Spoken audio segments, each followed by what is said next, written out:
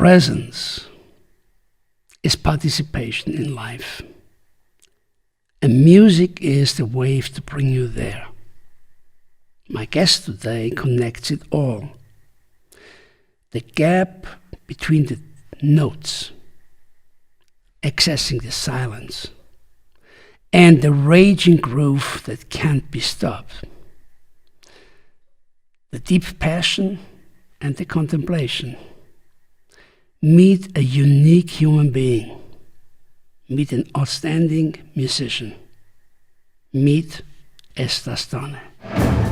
Welcome to The Power of Rhythm, a podcast with your host Reinhard Flatischler around the one thing that connects us all. Rhythm. Hi Estas, it's so great to have you here, and it's a real honor and a real pleasure.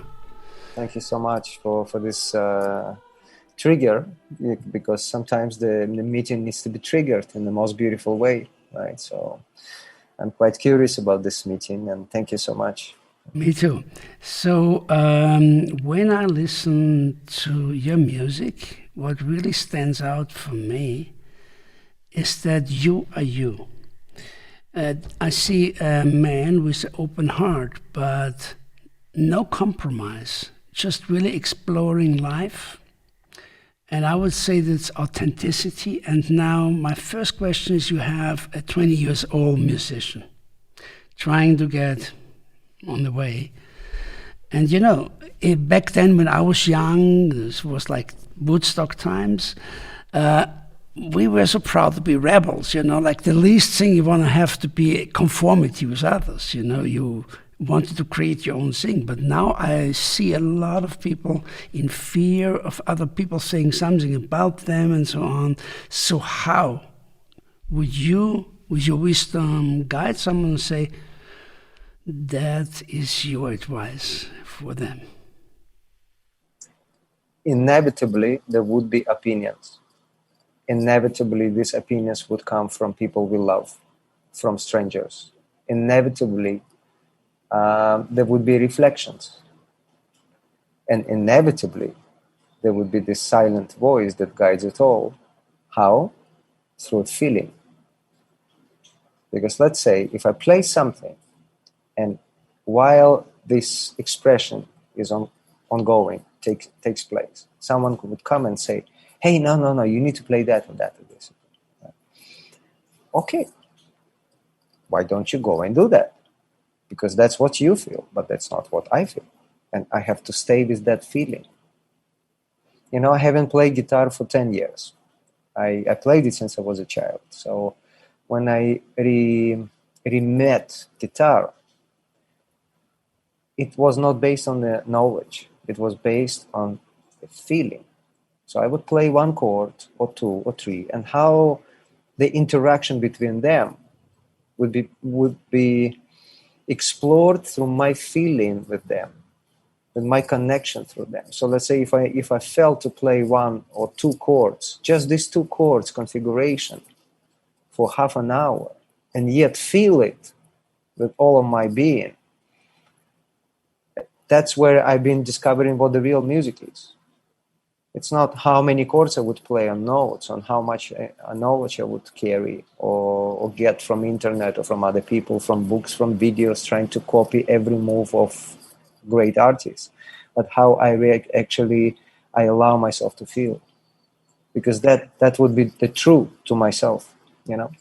So opinions, they're never ending. There would be many people saying this or that, play in these keys. Try to find something new. Or do this, or do that, you know, but it's just a never-ending variation that comes through human, and we need to listen and be true to our own feeling. So true. I have heard so much of your music, but what really got my attention first is the internal flight. And then you being blindfolded, and I see this so much in your music. It's like you are present, and that's why I started the whole podcast with that. I see this presence coming out of you that fascinates me, that when there's nothing, there's so much. And so I would actually, the audience gets a little experience of it. I would just like to play a bit of the internal flight.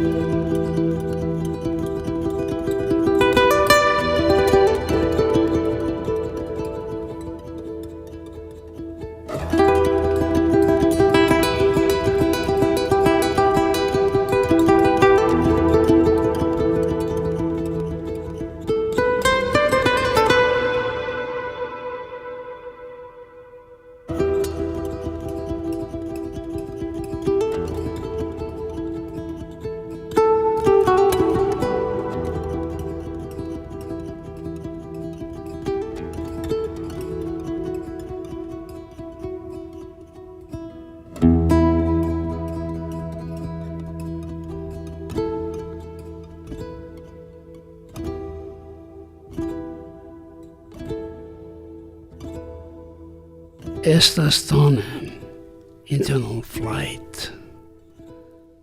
Estas, how much of this music is composed and how much is improvised? I don't know what actually is composed. So how do you go about? You sit on stage, and that in itself is a meditation, as I always see it. And the first time I saw a video from you was on a marketplace. A lot of people around you, and you had your incense stick, and you were like going absolutely in this presence. And that's what the moment where I said, who is that? Wow. So when you go, how does it unfold? Would you like to talk about that? I mean, you're speaking probably about the Golden Dragon song, right? The song of the Golden Dragon. And actually, when I review the library of time, which comes through Estas, let's say, because I've been recording, capturing as much as I can, just to study this phenomena of evolution. It's not about Estas as a person, but also, of course, because there is evolution of personality. And yet, from the beginning, it's been fascinating for me to capture these flowers that come, these little moments, you know. And then when they come, and like I'm kind of like scientifically trying to capture this moment just to review it or maybe try to reproduce it. And yet it's very rarely happens that I'm trying to take an idea, a sketch, as some musicians would call it, but I call them flowers, so it's like it's a flower appears, so I capture it, and I not necessarily have to listen to it for years, but some of them are talking, which means there is still potency, which means there is still energy there, right? So when I look at the evolution of the Golden Dragon, the way it appeared, it was a slow intro to something that I was playing already fast and crazy on the streets at that time. It was just a slow, very slow kind of waltz that came, right? And then out of that, it became a version that we know already that has 80-something million views. And then what happened after? After years, it also broke and became something else, which we call today Internal Flight. Right? And then Internal Flight also broke into other pieces. And these pieces, it's not that they break, they transform into something else, giving birth to other ideas. And the other ideas are multiplying and moving and generating some other potentials and other ideas. And then people come and say, when would you play a new song? And I say, I don't play songs, I play variations. I play moods. I play something that belongs to this moment. Can I repeat that moment? If I listen to that captured moment as a flower, probably I could. Maybe I cannot repeat exactness of it because I don't even know how to do that. But that's not my expertise. But I would try to enter through the door and see what the mood and presence of today would tell us all. To myself as a person holding that space, and to everyone participating in it. So there will be always something that kind of known, and yet played in a various way every time. Space is what you just said, and I feel that the space is what holds everything for you. What means space for you? In music, or even in meditation, or in life? Space, interval, or emptiness? It's like the waves of the ocean. I can hear the strong ones that are coming and going, right? And yet, if I sit in that union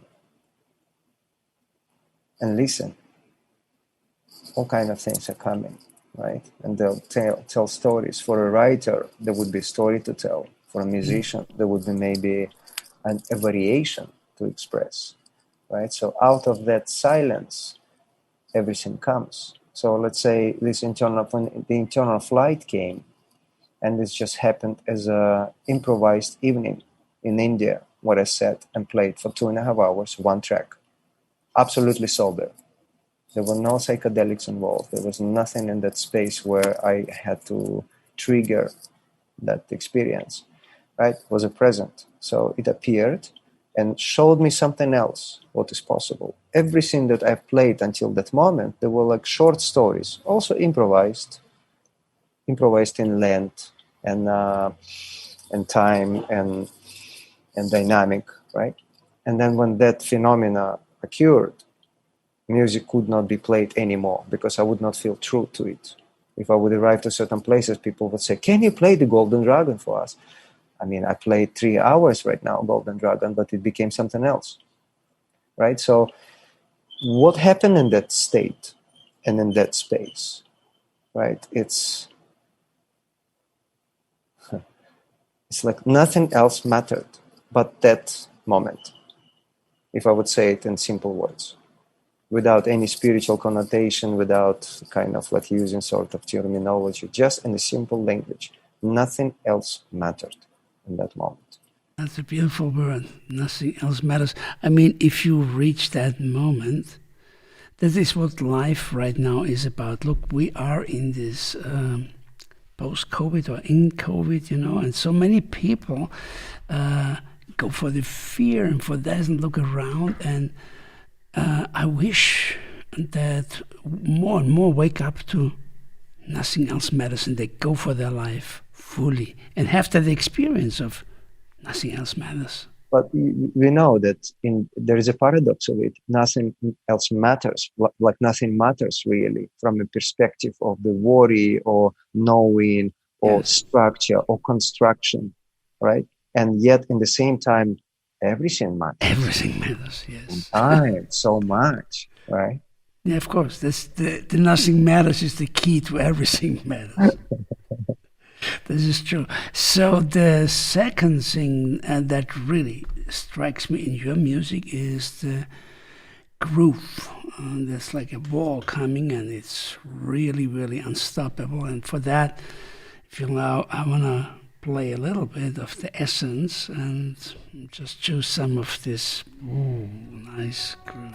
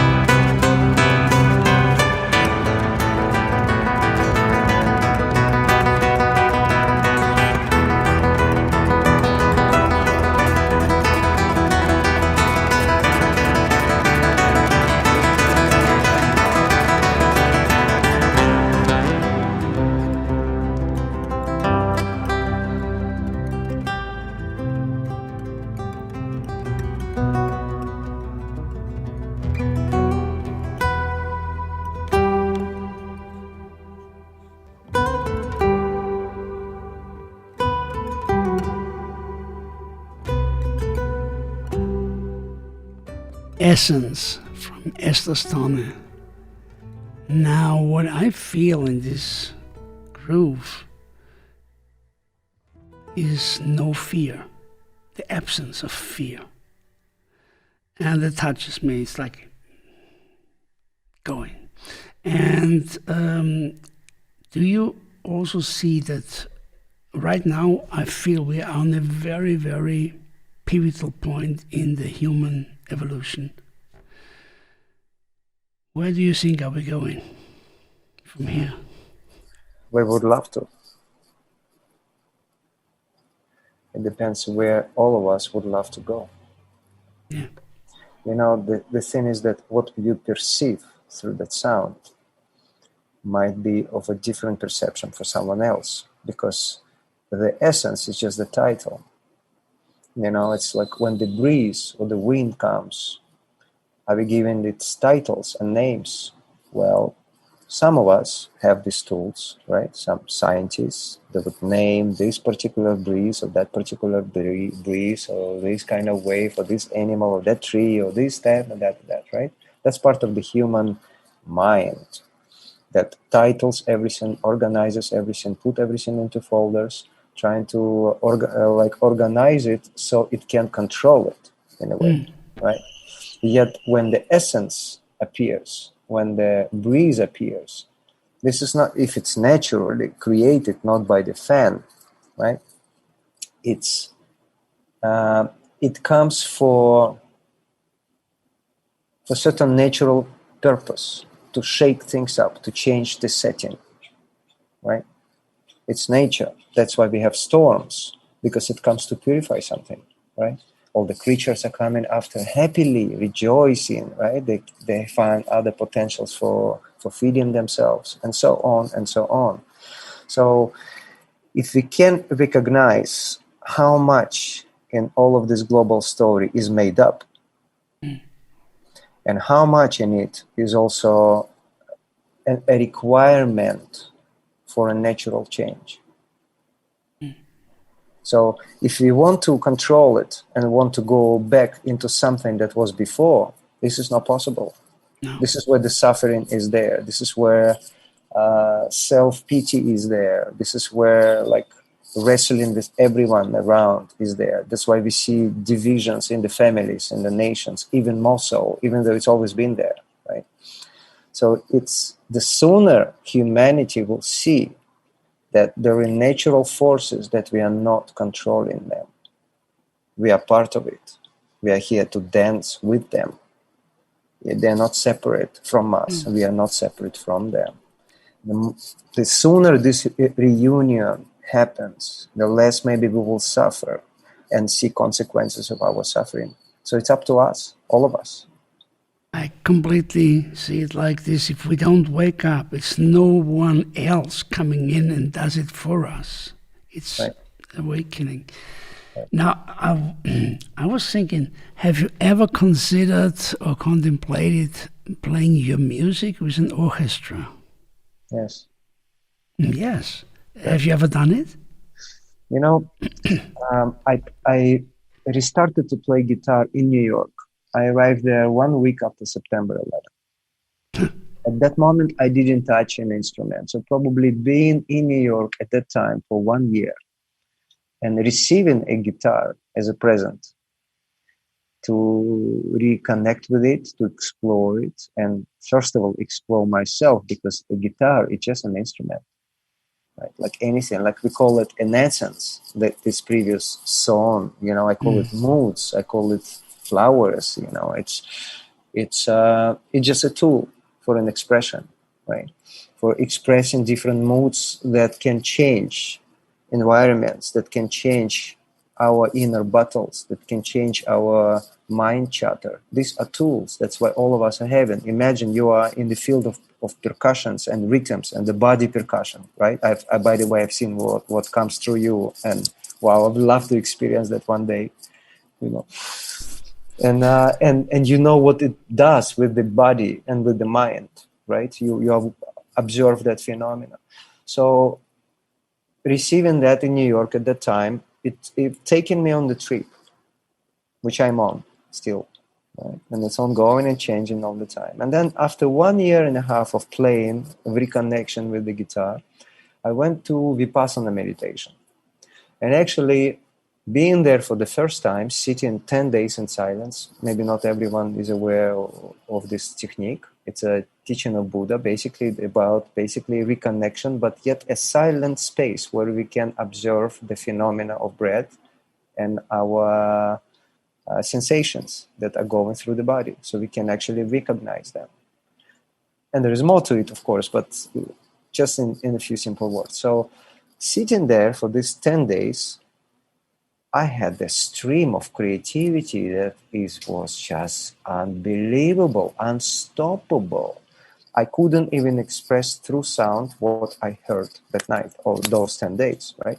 And because I made a note not to write, not to play, not to record, not to talk, I just kind of kept on watching that ocean of possibilities, of potentials coming through, right? And what I've heard there was the orchestra. I couldn't play that way I'm playing today, but of course it's I'm very humbly relating to this thing because I never tried to be something in it. I'm just a kid who's exploring myself and the sound and the strings and the That makes you so strong. feelings, right? And that orchestra that I could hear at that time probably did influence that I'm doing everything I'm doing today, because the explosions and the expressions when the ET is on stage, they are of that quality of the orchestra. The only problem that I have is that I cannot play that same way every time, every single time, and it wouldn't be interesting to me also, right? So if a potential could be created that a structure such as orchestra can meet improvisation, this is something I would love to explore very much. I get a real strong idea. I would love to do that with you, because I compose a lot for orchestra, and that's a very beautiful challenge, that how to bring these worlds together. So the orchestra has a different role because it needs to react on what you're doing. When let's say I gather with the cosmic family, I call them, like the people whom I have a heart connection, in a simple language, I would say, right? There is an instant recognition of a path that all of us are on, the path that is beyond the me, the path that is beyond the I want it for myself. This is the path of like, hey, we're here for some great, incredible experience. All of us are here. We're here to serve this experience through all our talents, right? So when we are getting on stage with this quality of recognition, it's a little bit more difficult to bring it all together because there would be 2-3 musicians. I never do rehearsals. We never rehearse. We just go on stage. We have that connection. We trust that connection. We get on stage and we live life together in that moment, right? But it's more difficult when it's more than just Estas is going there solo. Whatever that wind takes Estas, it's fine, right? But with other presence, we have to consider also and listen, really listen to what's happening in that space, right? So normally the way I do it, let me just finish the thought. Sorry. Yeah, sure, absolutely. Normally the way it's done is like, imagine yourself a temple without walls. It has no walls. It has a strong poles that holds it, right? Like we would see in Greece, the Greek temples, right? It would have the strong foundation and the poles that would hold the structure together. And yet there would be space for the wind to come through. That's a beautiful picture, actually. And you do have an incredible family that I also saw on the videos. Like, this is Pepe Danza, right? Is this the right word? Yeah. One of them, yeah. There are so many. And actually, I would love to play a piece of sound and silent project. Is this a project going on, or is... No, there was a 3-day gathering, and then they've done it for a 7-day gathering. It was a meeting of various musicians. So the idea was that we are in a mutual stage place. It was not a festival where many things happening simultaneously. Actually, from my observation for recent years, and as well as talking to many brothers and sisters about that, this phenomenon of festivals where so much going on all over the place is really not the way we would love to continue. It's one stage, concentrated, all the presence, all of us are there. This is the place. This is the worship. This is the prayer. This is the service. This is the transcendence. It's a one stage place where we play all together. It's moving, it's changing, musicians coming in, musicians coming out, different new configurations appearing. Like in that festival, Nathaniel Goldberg just sat next to us and we had no idea what to expect. And it was a 3-hour jam after that, So things like this in such a space allows various artists of many kinds, and I call all of us artists, we just all have many things to share here, right? So this was the playground. And it's just one of these places that I've seen that possible. And what touched me very deep also is how the kids danced in the end, and how this, there was so much love, and actually the world how you would like to see it. Right. In a way. So let's listen to that a bit.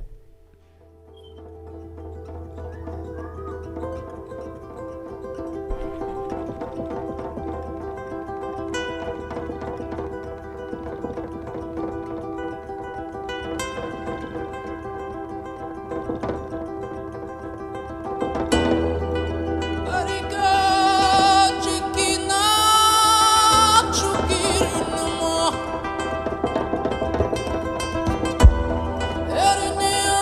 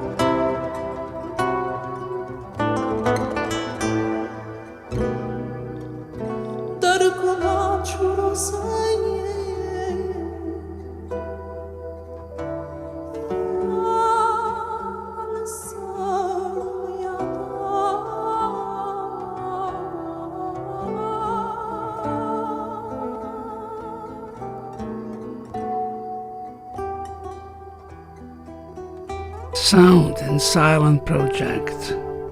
Estas Tonne, Pepe Danzo. He's from Uruguay, Pepe Danzo, I think, right? But did you meet him in Israel? No, I met him in Latvia, the festival, which also had actually a very similar viewpoint on how to create a festival. It was a gathering in Baltic, I think they called it at that time, Baltic Spirit Gathering, or something like that. And it was also had this concept of one stage where everything is going on, one thing after another, you know, not millions of things all over the place that people's brain is getting on fire, you know. So that's the place where we met, and wow, we've shared many, many, many journeys together. And that was right away like, we're on the trip here together. But we are flying like this. Sometimes we're together, sometimes we're separating, you know, but we are here. But you live in Israel, right? No? He? No, myself. you. No, You? no. I don't live in Israel since that time, 9/11. That's where I left. Oh, and then you went to New York? I went to New York, and then I went to Mexico, where I am actually right now, in Mexico. Yeah. And then I went to all over Europe, and I lived in many places: France, England, Ireland, Germany, Austria, India, Mexico. The troubadour. Been through For sure. But Austria and Germany have actually been kind of my base for the last 5 years. Wow, really? Right? Yeah. So now you have a home in Vienna. I really hope you come here and we could play here. Would love to very much. Thank you. So you're on tour in Mexico now? I'm kind of always on tour. That's pretty You know, but when I'm not on tour, I'm taking my time. You know, I spent this almost 2 years from May 19 until recently in Austria, actually, at a little place near Graz. And I kind of needed the time to stay silent, to review, to be quiet, not to be exposed, not to go and actually be available so much. You know, my telephone was off pretty much all the time. You know, and when I felt the breeze, that was the breeze of Mexico. So I went here, and then this is not the time of tours. We postponed everything that we had lined up for this next for autumn 2020. It was moved to 2021. Now it's all going to be moved to 2022. And yet it allows for a new potential to come. This is what I was saying earlier, that we need to be in that spontaneous kind of allowance, you know, not the way things we think supposed to be, but the way things are, and then dance with it, you know. It's like in the older days when I would go to India, I performed a lot with clowns, with these performers who were improvisers, and they were just having fun, right? And I enjoyed so much to create with them because it was always spontaneous. I would just kind of play the soundtrack of that moment, and they would do all kind of things. So if they wouldn't have the juggling balls, and we would just be part of this restaurant scene, spontaneously doing things. We were not intended to perform there. We were just there and waiting for the food. And then they wouldn't have the juggling ball. So what they would do, they started to take people's shoes and juggle with them and create that momentum. You know, so that's what I said. We don't have tours. Okay, let's see what a new chapter presents to us. What can we do? How creative we could be? What new potentials are here? You know. So I came to Mexico. Of course, there is a lot of familiars here, and then things started to happen. And there were beautiful journeys already going on, sound journeys. Yes, and I found out that we both have one country that we both love, and this is Cuba. I have been in Cuba the first time in '76. Wow.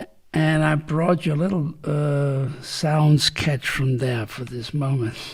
Wow, 76. Carnaval, Santiago de Cuba.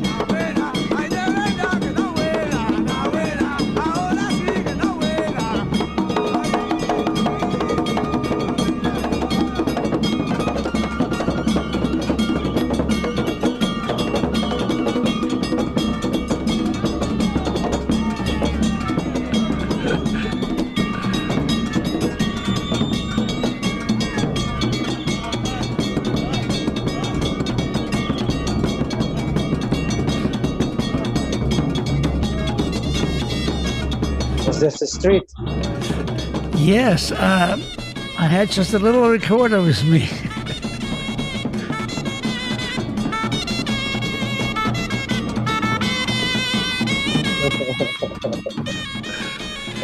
Yeah, this was the moment where everything in my percussion changed. And this was 14 days going on day and night, and really you lose all control in the best possible way, you know, and just surrender to the groove and surrender to play more and more and more and more. Just with a little first, you know, just take a bell. That's all they will give you.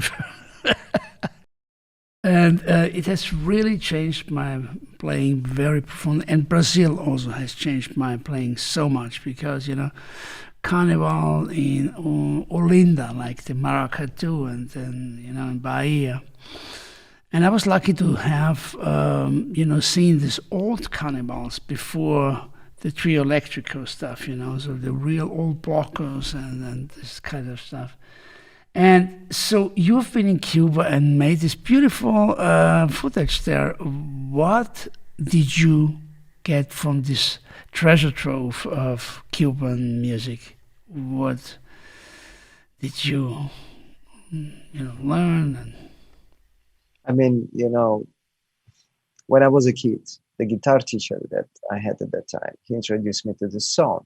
It's called Cuban dance. Many students of guitar playing studied this piece. It's like a little piece that is, I don't know, composed by anonymous artists. We don't know who actually. It was never in the notation who actually did that. But I guess it's just like a compilation of few grooves which were taken from the original source of it, right? From like the Cuban source of it. And though I didn't know who actually created that, I connected with it, but also along with many other dancers of the world. Because when I was a kid, my teacher, the childhood guitar teacher, he basically introduced me to various cultures through sound. So there were Arabic dance, Spanish dance, Argentinian dance, Brazilian dance, the Cuban dance, the Jewish dance, the tango. There were like valses. So that kind of my already a setting for the world to go in, right? And when I didn't play for 10 years, what I did listen from 15 till 26, I didn't play music, right? So what I was doing at the time, I was listening. And every time I would hear these rhythms, it would do something with me, right? When I was in, at that time, actually, I came first time to New York Millennium, for the Millennium, just for short visit. I've seen Tito Puente play in the Blue Note. And, you know, at that time I thought like, it's okay. I come like next time and I will see him. And he was gone within this time I was gone. I left New York. And that's what I said to myself, never this will happen again. You know, when I came back to New York, Celia Cruz was performing. And I went there for that performance and I've seen her live on stage. There was so many people soaked wet under the rain. Nobody would leave because it was the moment to take that momentum in, right? Absolutely. So all these Cuban grooves were really present in my life. And apart from the grooves and the, how would I say, the romanticism which we would think of Cuba, yeah, there is a deep story there that we all know. This whole communism story that's been influencing the island for a long time, and the slavery and the slave trade and all of it, which influenced all of that music, big time, of course. So me, born as a child of Soviet Union, wanted to see combination of flavors. And how would I feel going to the place that still had carried that memory which I have from being a kid in the Soviet Union, right? So Gedrus the Giz, the filmmaker, and his beautiful woman Indra, three of us, we went to the island with no idea what's going to happen. We had no connections. We just arrived. Somebody connected us with Rolando, the percussionist, who used to play with the Afro-Cuban All-Stars. As a young musician, they brought him in to play the congas, right? And he was our bridge. So he brought all these musicians, and we basically didn't want to go into some hotel to play or some venue. We wanted to have a real barrio, Havana barrio experience. So he invited these musicians, and we had a jam on that balcony where local people could come and experience that moment. Yeah. That's Cuba. That's exactly what we wanted to have from an experience, this absolute sensitivity to the sound from these local people, which was absolutely fascinating. You know, it's like they had no idea what I'm going to play. So we just set up. I started to go into the little train moment, right, with this groove, and they were right there, right, absolutely right there. And we had a trip, I don't know, for hour, 40 minutes, maybe 2-hour jam we had. And out of that jam, we captured that sound, which of course we had to work on in the studio. And we did quite a crazy production with that. That was a crazy production. But that moment was exactly why we went to Cuba, because we wanted to have not touristic Cuba experience, but the local. We went to Trinidad, stayed with the local family. We went to Vinales. The only place that I missed that time, because of this production that happened naturally, right, spontaneously, we didn't go to Santiago, which I still feel like the Cuban experience is not complete yet, you know, because Santiago needed time, and we already had no time anymore. You know, we went there for 1 month. Yeah. Oh, yeah. So I feel like this chapter is still open, you know. Now, I'm sure that all our listeners are very curious how that Estas Tonne in Cuba, how would that sound? Let's listen to that.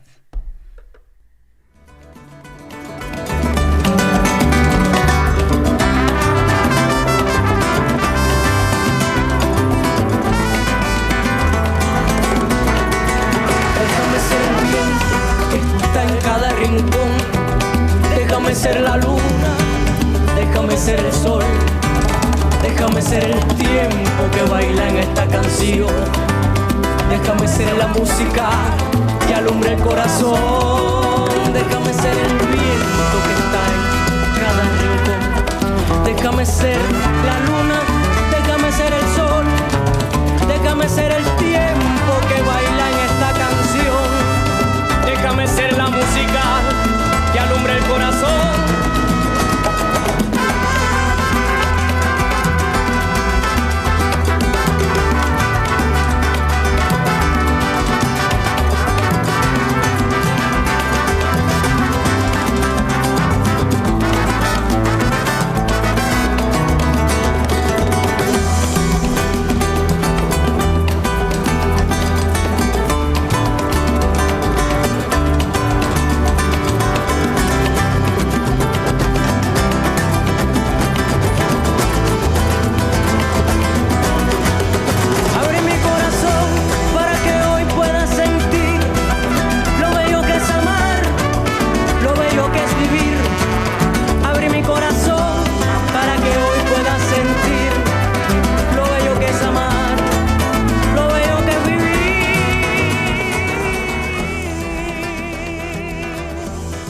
That is Estas Tonne in Cuba. Wow, how beautiful.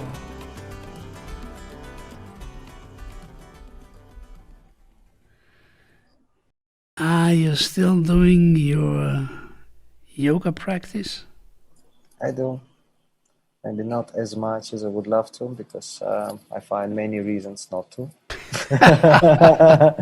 And I'm okay with that too. Of course, yeah. But I feel like it's not always been like this also. You know, it's not always been that I was okay with the body imperfection and changes. I want to change it. I want it to be good. I want to be perfect, you know, and then it's not.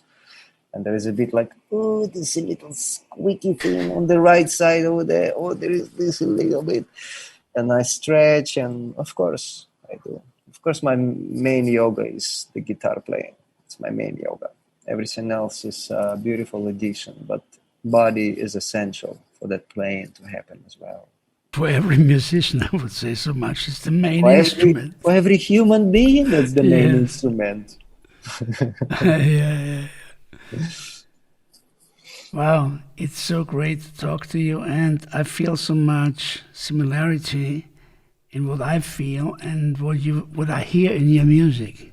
It's fascinating, really.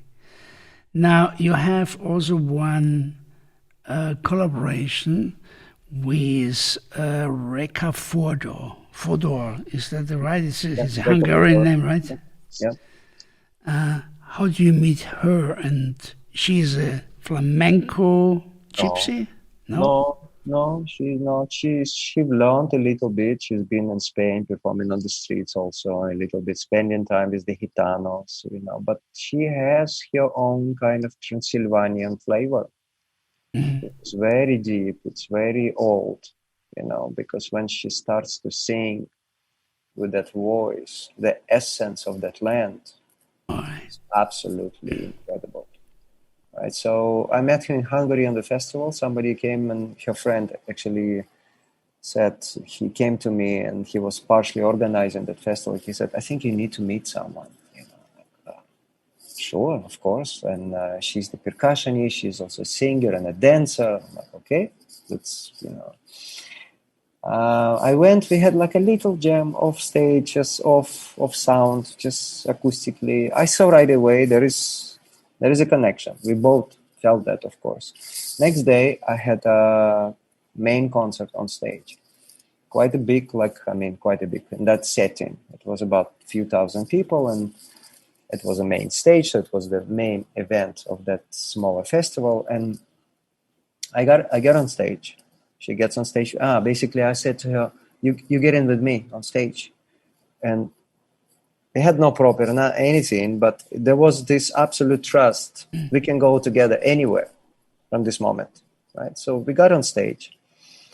And in that moment when the speed was on and the dynamic was really high, we go full on speed and she's fully there, right? The electricity falls, the generator falls, and there is no sound on stage. There is no sound off stage. We only have acoustic sound of the cajon and a little bit. Her mic was still on somehow, but all my pedal sound, all the guitar signal was gone. And she kind of looked at me and I said, "We just keep going," and we just keep going, and we kept on going for I don't know how many minutes.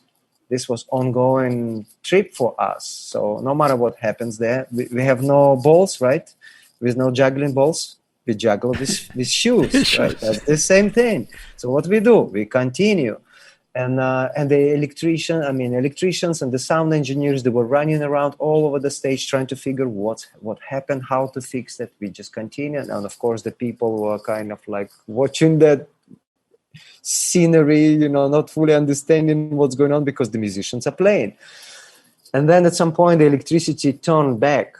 I had some pedals, so it created a bit of an electronic glitch, but we just continued. And then, of course, the crowd got fully euphorical, and it was absolutely amazing moment. And then since that moment, we just kept going. So we met in many different settings and recordings also, and spontaneous moments. And your meeting blew the electricity, I guess. Well, tell me about. I was always fascinated from Russia and from also all this, Hungary, and tell me a bit about that spirit, because you lived it. You come from there, the deep old spirit. I come also from the old Jewish spirit, So these people that were and are my ancestors, they were living in various parts of the world, including Ukraine, where I was born, Soviet Union, and then also Russia, and also Baltics, and also Germany. This is at least what I've discovered.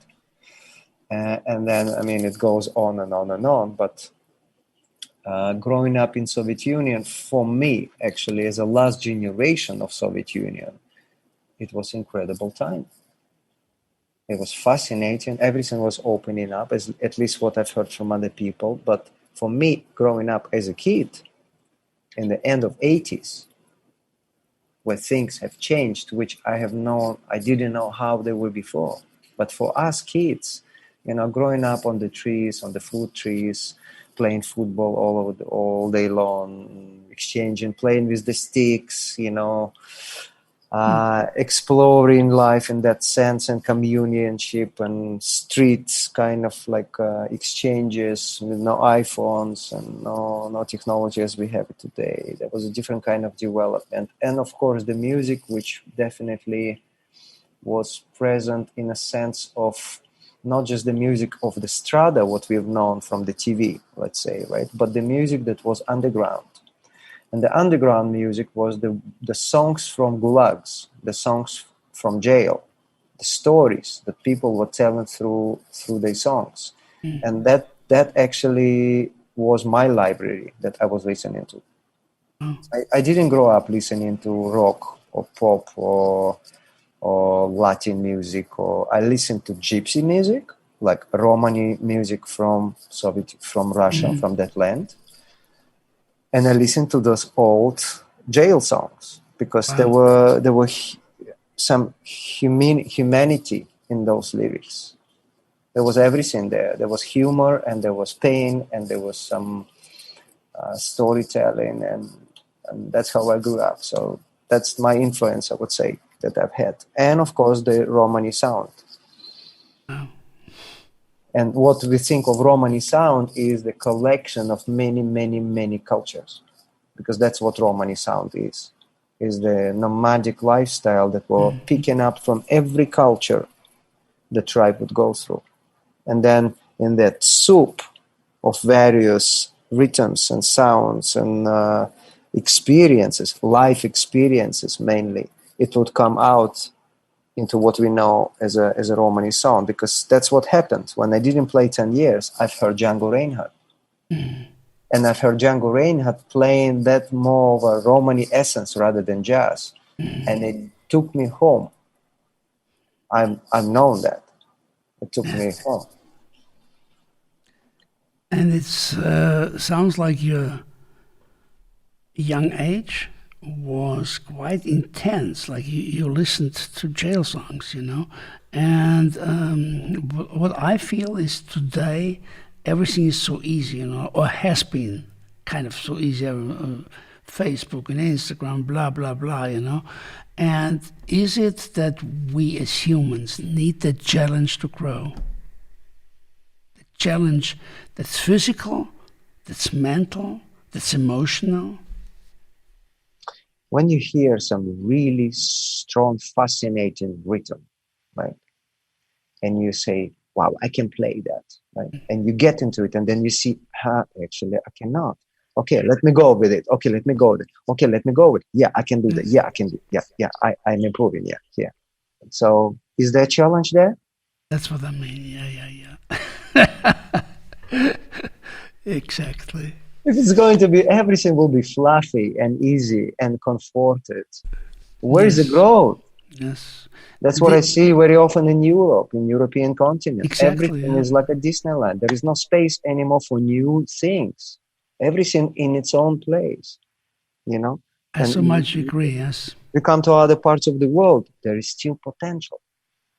There is still potential for something. And I'm sure there is still potential in Europe as well. Still potential. If humanity allows that. Yeah. I hope, actually, Estes, I hope we are in a very dire situation here, I guess, because it's getting authoritarian, it's getting, they're still coming out of this, easy going, and maybe what's coming now is challenging people and brings them to a new approach to life. Right. Mm. Hopefully. And there are many of those that just don't want to be going to that restaurant that's selling food that we don't want to eat.